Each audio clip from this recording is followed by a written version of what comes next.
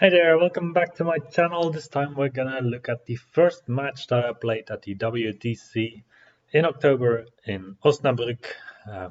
It's a team tournament where you join with a team of 8 people, and then you do a bit of pairing between the different teams, and then you end up with matchups. So for me, my first matchup at the WTC was against Vermin Swarm, me playing with my Dread Elves. So this is the Dread Elf list that I went for, and I'll also discuss it a little bit in this first video. So before at the ETC, I played a list that was quite different from this one, with a unit of Beast Breakers with the Crucible of Slaughter, most notably. The support of the list is kind of similar, I think, but the core of the list is different. So what I really wanted to try was a Warlock Outcast Wizard Master on Evocation in combination with the Divine Altar Effigy of Dread. Because the Warlock Outcast gives you -2 for the dispel rolls of your opponent, and if you use 4 or 5 dice. If you couple that with Evocation Master with Channel 4 in your list, then I thought that you could get quite a dangerous setup with Touch of the Reaper, Hasten the Hour, trying to snipe out enemy characters. Obviously, that is quite matchup dependent because some armies don't really care. So, for example, just armies that only have characters with like 5 or 6 wounds, and also armies with a lot of healing don't really care that much, I think. But anyway, I wanted to try this guy, and I also figured that he fit quite nicely in a army with Temple Militants. So in the end, I have this guy on a Manticore, just mostly for the mobility, which also means that I want to include some kind of ranged protection from him. In this case, it's going to be Destiny's Call and also the 2 Mist Leviathans here at the bottom. Basically, they act as terrain pieces in this list, blocking my opponent's line of sight to my Warlock Outcast on Manticore. I have my Dread Prince on Raptor, which I think is an amazing model within Dread Elves. I have my BSB, which is also basically a standard setup with the Book of Arcane Mastery, Essence of a Free Mind on Divination and Alchemy. Then I have the Temple Militants, I have some Beast Breakers to adjust my to increase my charge ranges, most notably. Some Thunder Pack as a third combat unit, and then basically I have all the chariots I could put in, and a unit of chaff in the form of Black Cloaks. So my first matchup was Icket playing Vermin Swarm. Vermin Swarm has changed quite a lot the last half year, I would say, going from quite a lot of shooty builds to a lot of non-shooting builds, or at least limited shooting builds. As a Dread Elf player, I'm quite excited by this because the shooting was just unbearable, to be honest. So this list only has the 6 Jezils and 2 Raketjet mouse rifles. What I didn't realize when I did the pairing for these lists is that this list also has the Darkstone Detonator in there. And it has the Vermin Slaves with the tunneling tools and I think it's a drill team. So in the end, my opponent has 4 markers that he can put on the table, I think. And he can blow them up with the House Prefect at the end of my movement phase, something like that. And then they inflict 2d6 strength 4 AP1 on every unit within 4 inches of a marker. That is quite detrimental to something like Dread Elves. So I started the match and I was like, oh yeah, I kind of didn't really see that. Otherwise, we have a lot of combat, so the Black Fur Veterans, the Vermin Legionnaires, and then a bit of a block of Vermin Slaves. So the matchup, I rated it as a good matchup because I thought that with the army that I now play, also with the change that any excess wounds cost over than 10 wounds on Vermin Swarm count as normal for combat rest, I thought I was doing quite a good, that my chances were quite good for this matchup. But we will see what will happen in the game. So we are playing Frontline Clash, Capture the Flags. Capture the Flags is quite a good objective for me in this case, because it means that my opponent has to get rid of my Temple Militants, or the unit of Beast Breakers, which I'm in this army just gonna keep back all the time basically, unless I have to do something like objective scoring with it. My opponent, his models, so this is his deployment. On the left he has his underworld beast with the random movement. He has the giant rats, the Jezils, big block of legionnaires with the grindy thing, the drill team, the black furs, 2 cannons, the other unit of legionnaires with the bell. Then he has his vermin sneaker giant thing, and he has the slaves. For me deployment, I have left to right hunting chariot, thunder pack, raptor lord on raptor, beast breakers with beast B. So I purposefully put my beast B into the beast breakers so that I would not have any dedicated combat unit against one which my opponent would have extra attacks with his assassins. Because if your opponent's assassins deploy and they don't have any character in base contact, then they don't get the extra +2 attacks, I believe, that they get. But the rules are they are a bit confusing to other players.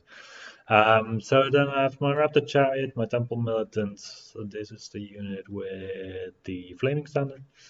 Manticore, Mist Leviathan, Dread Effigy, more Temple Militants with Swift Stride. I figured that I had the Thunder Pack on one side and then I had the Swift Stride here on the other side. Mist Leviathan and Raptor Chariot. So just before this event I painted up this second Mist Leviathan. So I'm expecting it to die as quickly as possible every single game, and we'll see how that goes along. So my opponent's first turn, he moves up a bit. He decides to move in with his random mover, which I was not too worried about, to be honest, because if he goes into the Thunder Pack, then I can basically grind him down, I think. So I do have some answers against this guy, I feel like. And I think the matchup would have been more difficult if he had gone more on the flanks with this. Otherwise, he moves up quite aggressively. I had expected him to hang back a bit more, but he really wanted to come for me. Tokens in the middle are the 3 tokens that my opponent has deployed that he can let explode, and we will see how it goes from here. So my turn 1, I move up. I do make a charge with my Mist Leviathan. You see that this is a model that used to be in the middle. I didn't get any shooting phase pictures, but basically just my opponent shoots at my Mist Leviathan and just completely kills it. And before I even get a chance to make one single move with this Mist Leviathan. This model is a bit more bearable, and I really wanted to just use this model because I just painted it. So I charge into the Vermin Slaves. I know it's not the best matchup for my Mist Leviathan, but I was like, well, I cause fear, so I have -1 discipline for my opponent anyways. I have 4 handlers that hit on a 2+ wounds on the 2+. I have the Mist Leviathan that hits on a 3+ wounds on the 2+, and I have a Thunderstomp, so I will likely win combat, even though my wounds get halved, and then I will just grind them out, and we'll see where it goes. Otherwise, yeah, I just basically try to not get too close to him, deal some damage with my magic. I think I took Fate's Judgment this round. And otherwise with the Avocation magic I can also already deal some wounds. Also with the Hunting Chariots I can deal some wounds onto his Underworld Beast. I try to force an engagement here between the Thunder Pack and the Underworld Beast. Or I try to lure up my opponent into my Dread Prince, who has to minimize discipline for his break tests and is within range of my BSB. So I am quite likely to stick if he comes in. I do have a counter charge with my Temple Militants that can afterwards probably reform to face the onslaught of the rats that is coming my way. I didn't take pictures every single turn. I believe this is turn 3. So as you can see, the Underworld Beast is gone. Basically, what I described a little bit before happened. So the Underworld Beast went for a charge over the hill into my Dread Prince. My Dread Prince stuck, didn't get any wounds, and then my militants charged in to counter that situation basically. Otherwise, I just move up. I've learned against Vermin Swarm basically how much damage output Thunderpacks have. So I wasn't that afraid of just moving up. My opponent does charge in. My opponent also charges in onto the Militants. This I wasn't too keen about because I only realized a little bit too late that with the house prefect in there, they go to agility 5 or something, or they already have agility 5. Anyway, he's going to strike first and I'm going to strike last. This is not a good situation for Temple Militants.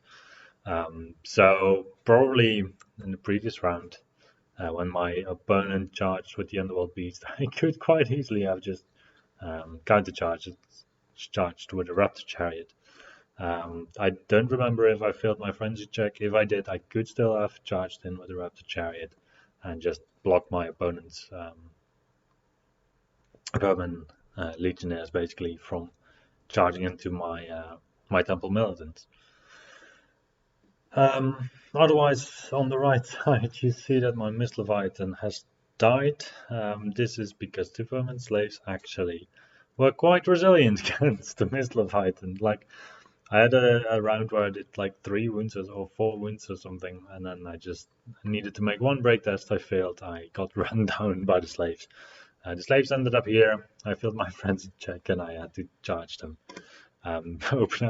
opening up my flank of my militants. So I was quite surprised that my opponent here charged the militants that were right in front of him. On the other hand, if he would make this charge and did not make it into the flank of this unit of militants, then basically the unit would be mine. So he just went for the sure charge, which I can also understand. But I had positioned the Raptor Chariot in such a way that I could counter charge and then go into the Vermin Legionnaires, or the veterans, Black Fur veterans. But the thing that I tried to do also in this game that I realized is, well, I do have my fear bubble, so everything within 24 inches on my side is causing fear, and my opponent cannot use a rally around the flag in order to reroll the fear test. So I was trying to draw out my opponent's blocks as far away from his general as possible so that they would get out of the Eagle standard minimize discipline range, out of the discipline bubble of my opponent. Then they would be testing on like discipline 5 or 4, quite likely to fail. And then even if I don't win combat, my opponent cannot even pursue me, so because he will be shaken until the end of the round. So that was my thinking mostly. So the next picture I have is this one, which is a picture of the board that is quite clean, we'll say. So my opponent did go into the Temple Militants near the hill. He did manage to just completely annihilate them by hitting first. He did overrun into my Raptor Prince, and he did also pop the assassins there. However, basically the situation arose where my opponent had to check fear every single turn, and he failed nearly every single turn. My Dread Prince, he held the charge. He survived a lot of assassin attacks because they were hitting on 5+. With my opponent not having the best rolls and me just saving the armor saves.